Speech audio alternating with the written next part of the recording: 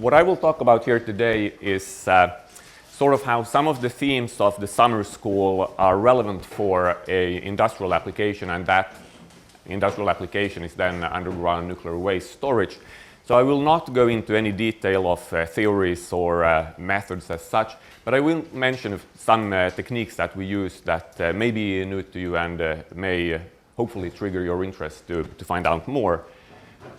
So the outline, what I will talk about today is, firstly, I will very briefly go through the concept for geological disposal of nuclear waste, say a few words on performance safety assessments, and then get into hydrogeological modeling and two types of modeling that we typically do. One is what we say site-descriptive modeling, or understanding the site that we want to use, and the second is then the safety, assessing the long-term safety of a site like that. And I will get into an example which is conditioning of DFN models. I'm sure you have heard quite a bit about DFN models here at the summer school, and by conditioning I mean the following, that typically for fractured rock we only have a statistical knowledge of the subsurface because of the natural variability, but sometimes we want our models to locally honor the measurements, and that is conditioning, and I will talk a little on that, and then relate one of the Enigma projects, Justine's project, how her project will help us in conditioning DFN models, hopefully in the future, and then conclude.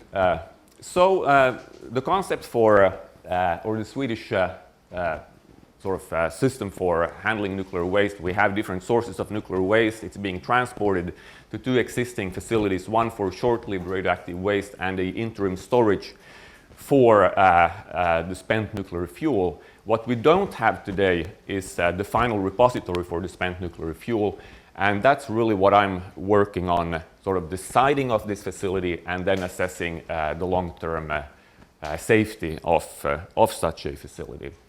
And to look at the concept in more detail, this is again the Swedish example, but it's very similar to other countries that have similar conditions, especially Finland. So the waste is placed in copper canisters, and these canisters then are placed in vertical deposition holes in the tunnel floor, and around the canister and the tunnel it's backfilled with bentonite clay. And these are the engineered barriers. And the role of the engineered barriers is really to isolate the waste from the environment. Then we have the natural barrier, which is the rock itself. The repository is to be placed at approximately 500 meters depth. And the role of the natural barrier is to provide stability. First of all, mechanical stability, but also hydrogeological and hydrogeochemical stability. The second role of the natural barrier is to, in case there is a breach of the engineered barriers, to provide retention and retardation of radionuclides when they are transported up to the surface. So then what we need to assess is the consequences. So if a radionuclide is released, we need to understand groundwater flow, solute transport, radionuclide transport in the rock and up into the surface water system. But not only that, we also need to understand the uptake of radionuclides, exposure routes. I will not talk about that, that's a whole field in itself. What I will say is that these models are typically not spatially distributed. Like the models here, when we deal with flow and transport, we have spatially distributed models. Yeah, I mean, some other organizations have different ideas, but I think there are also evidence from nature that copper lasts for a long time, so it's to provide that stability. So what happens, obviously, and that is what I will get into, there is corrosion, and that is one of the major sort of risk scenarios, driving scenarios for risk. But with the thickness of the copper canister and sort of a assessment time scale, it's believed that it's sufficient.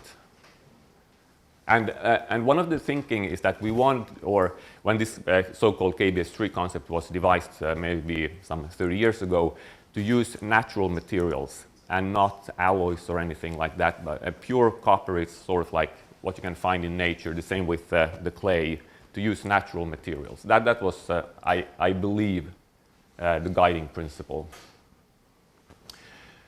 So there is a assessment methodology which was used in the last major assessment that we made for a spent fuel repository.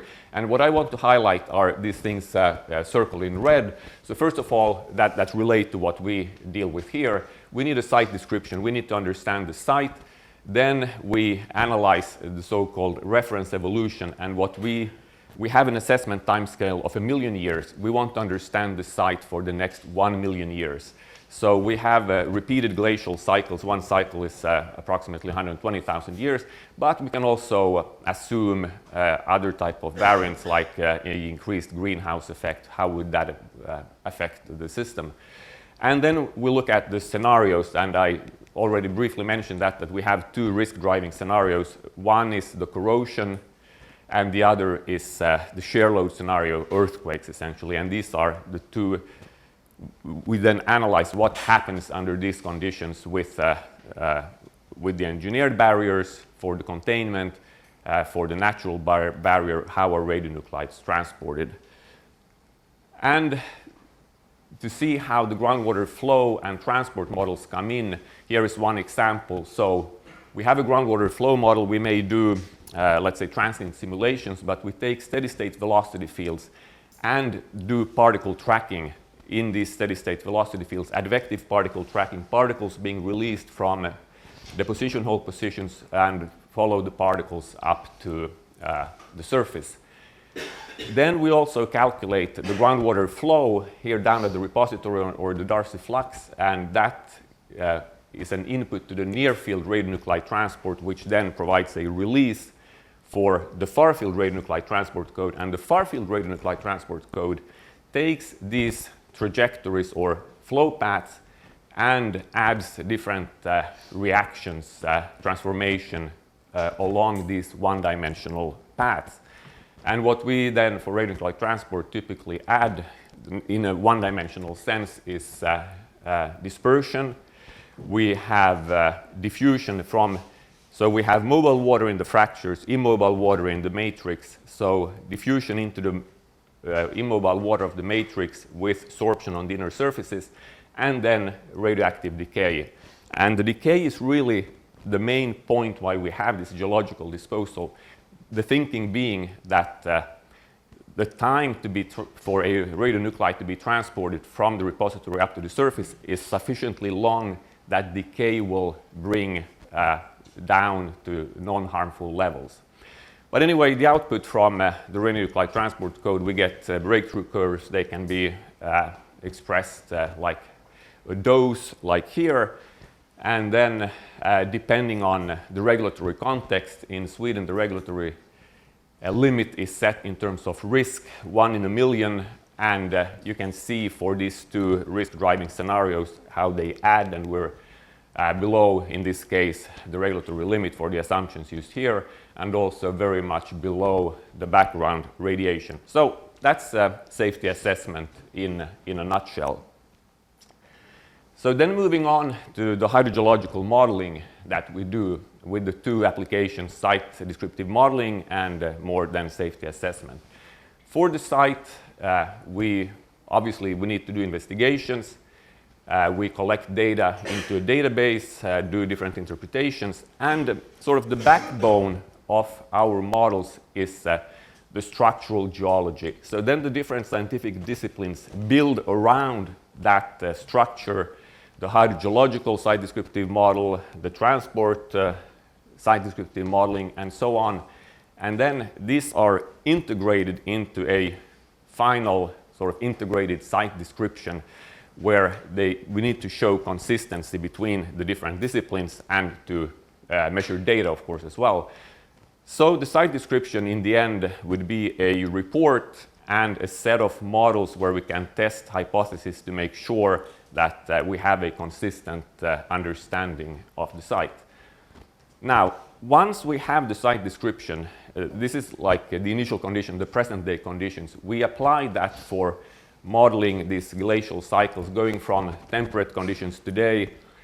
It gets cold, permafrost, dramatically changing the permeability of the subsurface, a ice sheet growing in over the permafrost. Eventually the site is completely covered by an ice sheet. Then the ice sheet starts to melt, huge amounts of glacial meltwater.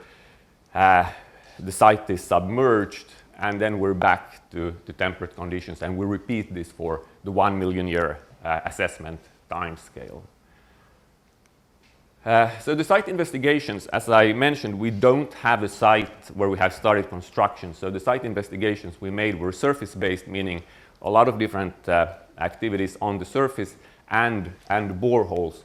And what I want to point out here is that we used different geophysical methods both on the surface and in the boreholes.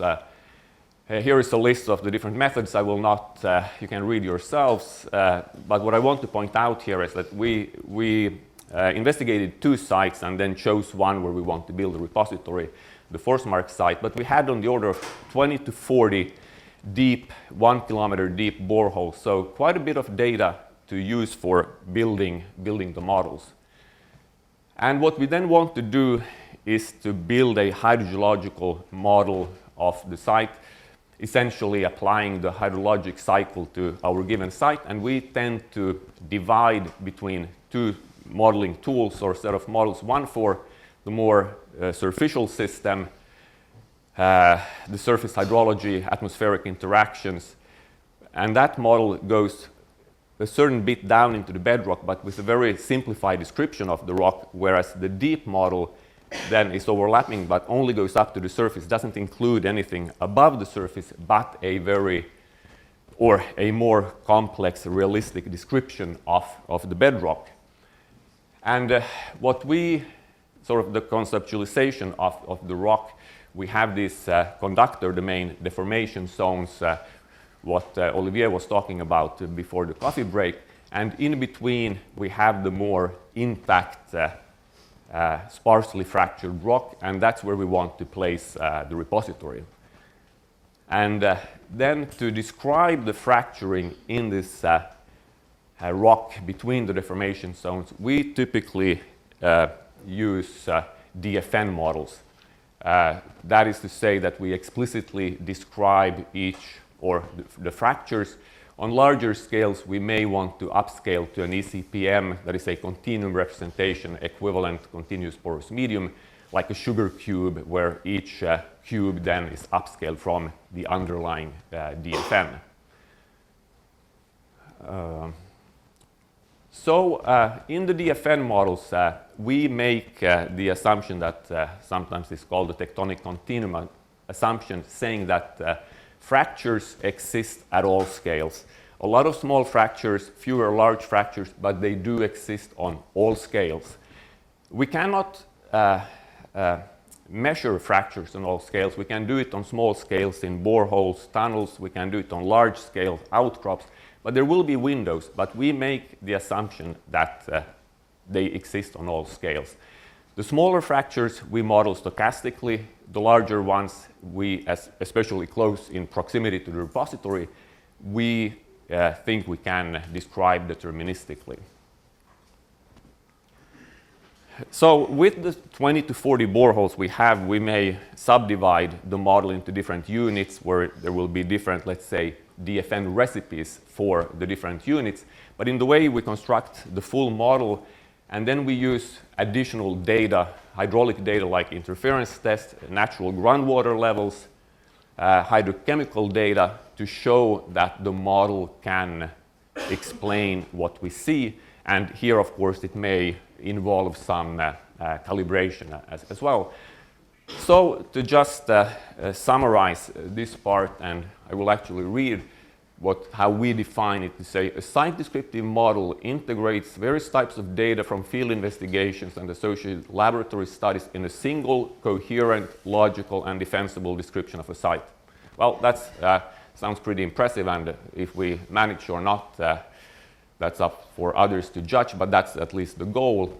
And the site-descriptive model not only provides specialized information and data needed to support safety assessment and engineering studies, but also provides complementary evidence to support the safety case. So the safety case is somehow larger than just the safety assessment itself. So in order to understand the site, even if the data doesn't necessarily go right into any calculation or model, just proving or showing or that we have a understanding provides sort of support to the final safety case. So it's important to have this understanding of the site. Now, with that model, what do we do? Well, we can use the model for construction. The question is how much water may leak into the tunnels during construction. Do we need to grout? What happens on the surface? More sort of environmental impact assessment questions. Will wetlands be drained? Will wells go dry? And then after construction, the more long-term evolution, what will happen during these repeated glacial cycles? How will the groundwater flow chemistry affect the technical barriers? And if the technical barriers breach, how are radionuclide transported by the groundwater? What happens? So these are the typical applications. So just to show in this last assessment that we did for groundwater flow, we actually did 3 independent modeling studies, one for the excavation and operational phases, including how long does it take to then, once you stop pumping and you backfill the whole facility, how long does it take to be saturated? Then we analyzed by a separate code the temperate conditions and then the periglacial and glacial conditions. And you can see the references here, which are all available at our website, skb.se. So to show some example results now from the temperate conditions. So one concept that we use is embedded models or nested models.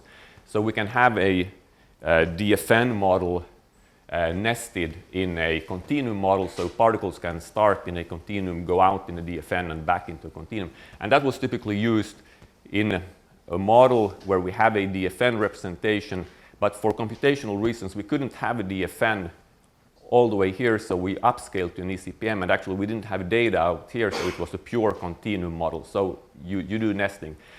However, I would say that in the next assessment, with computational power increasing and more data, we're likely to have a much larger DFN region. But still, on a smaller scale, you want to have the repository as a continuum representation, then nested or embedded in a DFN model. So these kind of nesting techniques are important. For the temperate analysis, we analyzed a lot of different things. What I want to emphasize is this sort of evolution of flow and chemistry, looking at where does water that reaches the repository, where does it recharge from, where does it discharge, which would then coincide with where radionuclides will exit. Different performance measures that then typically go into the radionuclide transport codes, but also looking at different engineering aspects, and also obviously the site-descriptive model will have uncertainties. We don't know everything, so to propagate different uncertainties in the site-descriptive model to see if that has any effect. And just a few results. Here is a picture of, it's hard to see, but the repository is here, the present-day shoreline is here, and then advective transport particles released in steady-state velocity fields. And what this picture shows is that with time, for the later times, the particles tend to move in this direction, and that's because of the shoreline also moving in this direction as an effect of the last deglaciation. We still have a moving shoreline on the Baltic coast, and that is reflected in these results. Looking at a distribution of all the deposition holes that were connected to the flowing fracture network and the Darcy flux, assuming different uncertainty stemming from the model, we do not know exactly how fracture size and transmissivity are correlated. But if we assume that they are perfectly correlated, you can see here that we get a tail of higher flows. And that's what we want to avoid. We want to have low flows. So this is just an example of how a uncertainty may result in higher flows. So the main worry during the temperate phase is that we will get, during the temperate conditions, there will be infiltration of meteoric water, and that's dilute relative to the concentration at repository depth, and that may result in a erosion of the backfill that then leads to corrosion. So we want to have low flows. Then looking at the glacial conditions, what we analyzed was this ice sheet, continental ice sheet moving in over the site, covering the site, and then retreating, and different assumptions about the permafrost here when the ice sheet was advancing. And a different representation of this Darcy fluxes at repository depth, showing the minimum, maximum, and median values over that distribution. You can see that the highest values were obtained for the case glacial without permafrost. Permafrost typically lowers the overall permeability. So here, no permafrost, but the ice sheet retreating with the ice sheet front right over the repository, implying high gradients. Then we get the highest flows, the lowest when the site is submerged. Now, everything I have talked about so far has been, the DFNs have been stochastic because we only had data from boreholes. But eventually, we will start constructing the repository. We go underground, and we can actually measure fracture traces on the tunnel walls, boreholes, and we may want our models to honor that data. And the reason being, again, that if we can avoid these large flowing fractures, the risk is reduced. So the objective here is to increase the determinism. So we have like a, let's say, a transition going from deterministic knowledge around the repository to more stochastic when we move away, both in terms of geometry and flow, and to have the correct distribution of flow in all in the repository. So we use both geometry and hydraulics. So if you have a fracture trace on a tunnel wall, you actually don't know the size of the fracture, so that's still unknown. And that's kind of pictured here. In a borehole, you would get the same information for these two cases, but obviously it's quite different. But with a hydraulic test, you can actually differentiate in the signal if you have this kind of hydraulic chokes, which could result from fracture connections relative to a single fractures. So we use hydraulic data and geometric data to condition the models locally. Now again, we don't have the tunnels yet, so this is a method we use. We build a synthetic reality. So here is the model, an example. Generate fractures at different scales, different truncation at the different scales. We put in a tunnel, two deposition tunnels with the deposition holes, and in the model perform hydraulic tests, sample data from this synthetic reality, and then test how our conditioning schemes work in this synthetic reality where we know everything, which obviously is quite different than when we will be in the field where we obviously don't know everything. So here's the conditioning approach that one of the conditioning approaches we came up with. First, you have a priori DFN recipe, and you do a unconditioned realization. At the same time, we build a library of fracture traces following the same recipe. Then we look at how does our unconditioned realization match with the observations from the synthetic reality. Where we have fractures that shouldn't be there, we throw them out. Where there should be fractures, we pick them from the library such that we get this conditioned realization. We can do it for multiple realizations, and then we do the flow and transport simulations. So now the question, why go through the problem or trouble of creating a library? Why not just throw out the fractures that we don't want, put in a fracture that matches the traces with a random size? That would be much easier, right? But then that new fracture we put in would not necessarily honor the underlying statistics, the recipe. So by having this library of fractures that all follow the same underlying distribution, we make sure that we also, in the condition realization, honor the underlying statistics.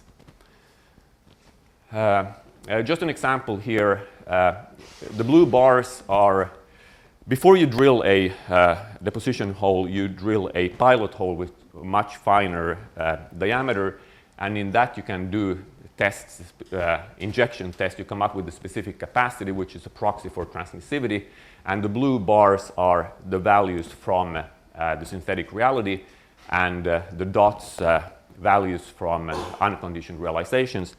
Then we do the conditioning, and the result is here. Now, geometric plus hydraulic. And two things to observe. First, the spread between the realizations is dramatically reduced, and on average, we tend to match the observations better. To show it in a slightly different way, going from unconditioned models to geometric plus hydraulic, and this is sort of error, so smaller value means a better model. So we get smaller values. These were two different, I'm not getting into the details, but what I want to show here is that for two metrics, one the Darcy flux, the other the so-called flow-related transport resistance, which is a metric of how much retention you may have along a flow path. The error between the observed and conditioned data is dramatically, or maybe not dramatically, but reduced when we do the conditioning. And the point here then is that the conditioning creates models which honor reality, and it's possible to, in the model, identify unsuitable positions. Obviously, in reality, when you go out and drill a hole, you will do measurements in the field as well, but we can use the models in maybe a predictive sense. And the conditional simulations exhibit less variability, so there will be less uncertainty in the risk prediction itself. Okay. So the final part is Justine's Enigma experiment, where she is doing experiments at our hard rock lab in Sweden, which is not where we will build a repository, it's just a research facility, and to try to come up with improved methods for both what you can do in the field and how you can use that data to condition models by adding geophysical data, GPR data. So here you can see the depth, the length along the tunnel for different frequencies, and a trained geophysical eye can identify maybe something here. I have to say maybe not, but geophysicists can. So Justine built a model, and based on that model, we will now drill 3 of these pilot holes for the deposition holes and do tests, which convergent tests, push-pull tests. And the idea is to inject fresh water, since the formation water is pretty saline. So we will get hydraulic data, the breakthrough of the water with a different salinity, and then on top of that, the GPR data. And the question is then, how can all this data be used to constrain the models even more, obtain better conditioned models? So I wouldn't say conclusions necessarily, but maybe a take-home message is that groundwater flow and radionuclide or groundwater flow and solute transport, which are themes here, are really central parts in what we do in nuclear waste, in performance and safety assessment. And the flow and chemistry affects the performance of the engineered barriers and the transport of radionuclides. Then fractured rock can only be described in a stochastic sense due to the natural variability, and therefore conditioning is very important when we want to increase the determinism, which is important when we make decisions on where to place the deposition holes. And we hope that the Enigma project and the work being done in the ESPE Hard Rock Laboratory will help us in that effort.